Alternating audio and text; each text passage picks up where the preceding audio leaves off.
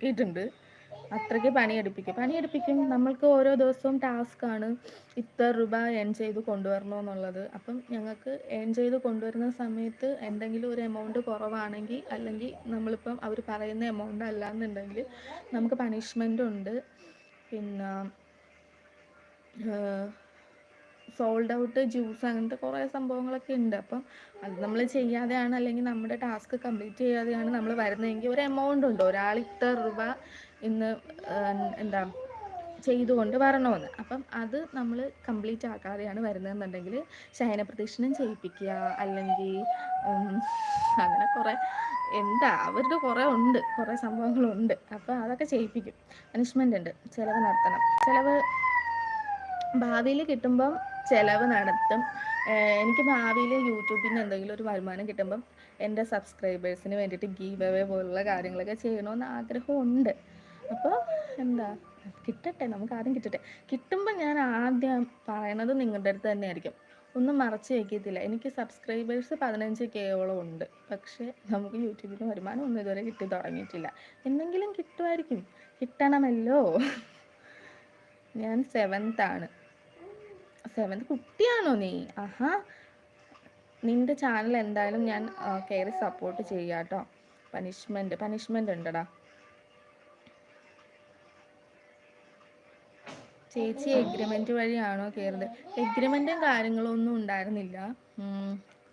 നമുക്ക് ഇപ്പോൾ ചുമ്മാ ഒരാളങ്ങ് കയറി ചെന്നിട്ട് പേരൻസൊന്നും ഇല്ലാതെ, പേരൻസും വേണ്ട, നമ്മുടെ ആരും നമ്മളെ കൊണ്ടുപോയി ആക്കാതെ ചുമ്മാ കയറി ചെന്നിട്ട് ഇവിടെ വർക്ക് ചെയ്യണമെന്ന് പറഞ്ഞു കഴിഞ്ഞാൽ തന്നെ അവിടെ അവർ വർക്ക് തരും. വർക്ക് എന്ന് പറഞ്ഞു കഴിഞ്ഞാൽ നമ്മുടെ ഈ ബാഗ് കൊണ്ടുപോയി നടന്ന് ഡെലിവറി ചെയ്യുക എന്നുള്ള സംഭവം തന്നെയാണ്. വേറൊന്നുമല്ല, ഓഫീസ് ജോലി അങ്ങനത്തെ കാര്യങ്ങളൊന്നും അല്ല. പിന്നെ ഇപ്പം എനിക്കറിയില്ലായിരുന്നു സംഭവം ഇങ്ങനെ ബാഗൊക്കെ കൊണ്ട് നടന്ന് നമ്മൾ ജോലി ചെയ്യേണ്ട സംഭവമാണെന്ന് നമുക്കറിയില്ല.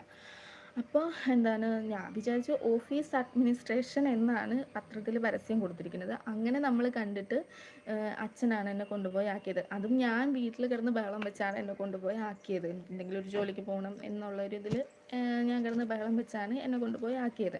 അങ്ങനെ ചെന്ന് കഴിഞ്ഞപ്പോഴത്തേനും ആദ്യത്തെ ദിവസം എനിക്കൊന്നും മനസ്സിലായില്ല. പക്ഷേ രണ്ടാമത്തെ ദിവസം ബാഗിലെല്ലാം ഇങ്ങനെ പാക്ക് ചെയ്തിട്ട് വേറെ ആളുടെ കൂടെ നമ്മളെ പഠിക്കാൻ വേണ്ടി എങ്ങനെയാണ് സാധനങ്ങൾ വിൽക്കുക, അല്ലെങ്കിൽ കസ്റ്റമേഴ്സിനെ കയ്യിലെടുത്ത് എങ്ങനെയാണ് സാധനങ്ങളൊക്കെ കൊടുക്കുക എന്നുള്ള ഒരു സംഭവം പഠിക്കാൻ വേണ്ടി 3 ദിവസം നമുക്ക് ബാഗ് തരത്തില്ല. അല്ലാതെ നമ്മളെ ഒരു ട്രെയിനറിൻ്റെ കൂടെ പറഞ്ഞു വിടും.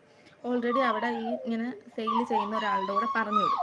അങ്ങനെ ഞങ്ങൾ 2-3 ദിവസം കണ്ട് പഠിച്ചതിന് ശേഷം നമുക്ക് കുറച്ച് പ്രോഡക്റ്റ് ബാഗിൽ വെച്ചിട്ട് തന്നുവിടും.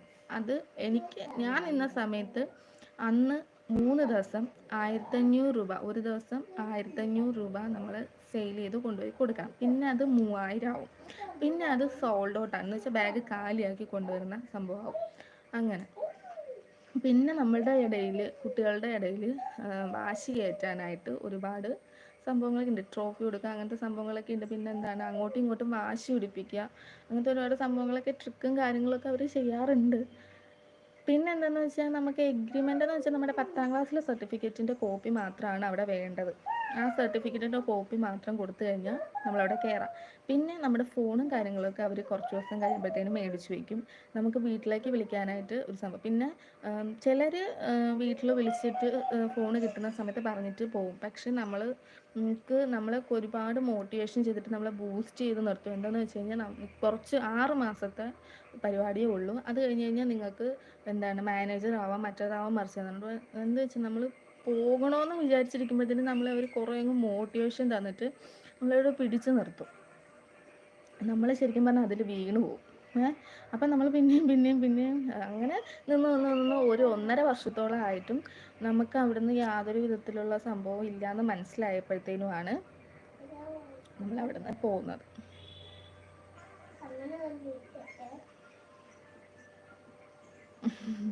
ഇപ്പോൾ കുഴപ്പമൊന്നുമില്ല. പണിഷ്മെൻറ്റ് ഗീവ് അവേ വേണ്ട, ഫുഡ് വാങ്ങി തന്നാൽ മതി എന്നാ. ഓക്കേടാ. ഞാൻ നിങ്ങളുടെ വീഡിയോ കണ്ടു. അമ്മയുടെ വാക്ക് ഹൃദയസ്പർശിനി. പ്രണയത്തിന് ആരുടെ പക്ഷത്ത് നിൽക്കാൻ നമുക്ക് കഴിയില്ല. നിവിൻ VS ചേച്ചി എന്തോ വൈറ്റ് മ്യൂസിക് DJ. ഓക്കെ.